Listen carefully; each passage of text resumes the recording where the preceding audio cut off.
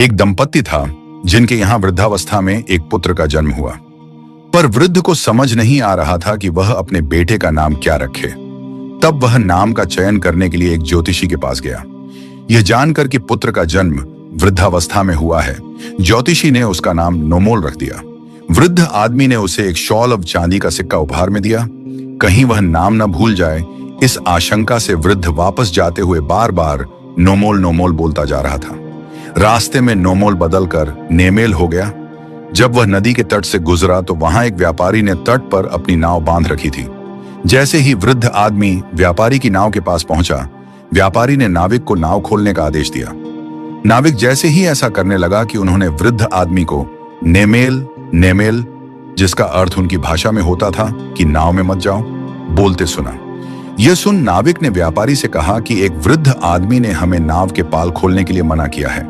व्यापारी ने वृद्ध आदमी को बुलाया और उससे इसकी वजह पूछी। वृद्ध आदमी को लगा कि अगर उसने व्यापारी की बात का जवाब दिया तो हो सकता है कि वह नाम भूल जाए, इसलिए वह लगातार नेमेल नेमेल ही उच्चारता रहा।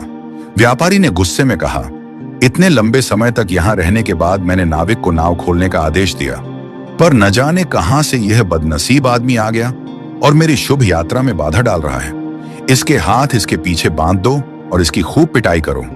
पिटने के बाद वृद्ध आदमी नेमेल भूल गया और उसकी जगह नोहो बोर होल बोलता बोलता चलने लगा। इन शब्दों का अर्थ होता है छैल छबीला। उसी समय एक आदमी खूब सज धज कर शानदार कपड़े पहने वहां से निकला। उसे लगा कि उसका मजाक उड़ाया जा रहा है, क्योंकि उसने बहुत तड़क भड़क वाले कपड़े पहने हुए थे। ये सोच उसने अपनी छड़ी से उसे खूब मारा। दर्द से कराहते हुए वृद्ध आदमी नोहबोर होल शब्द भूल गया और रोते रोते बोलने लगा, सितुत कोई ईतु है सोरा, यानी कि यह दबसरे से कहीं बेहतर है। उसी समय घेंघा रोग से पीड़ित दो आदमी वहां से गुजरे। उन्हें लगा कि वह उनकी बीमारी का मजाक उड़ा रहा है। क्रोधित हो वह उसे तब तक मारते रहे जब तक कि वह जमीन पर गिर न गया।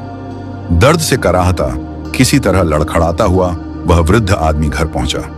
घर पहुंचकर उसने पत्नी को सारी बात बताई कि उसे कैसे कैसे संकटों का सामना करना पड़ा।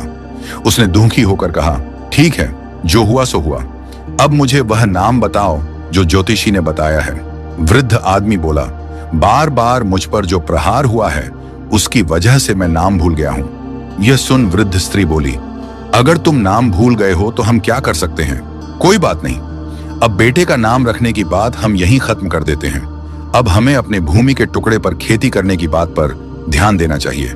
जाओ और जाकर नोमोलिया नरम चावल के पौधे को रोपो। नोमोलिया शब्द सुनते ही वृद्ध आदमी को अपने बेटे का नाम नोमोल याद आ गया।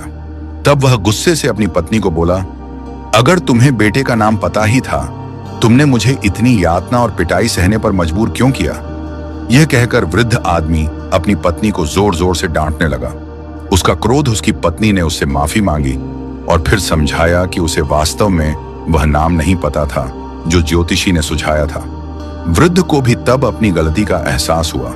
वृद्ध युगल ने अपने पुत्र का नाम नोमोल रख दिया और खुशी खुशी रहने लगे।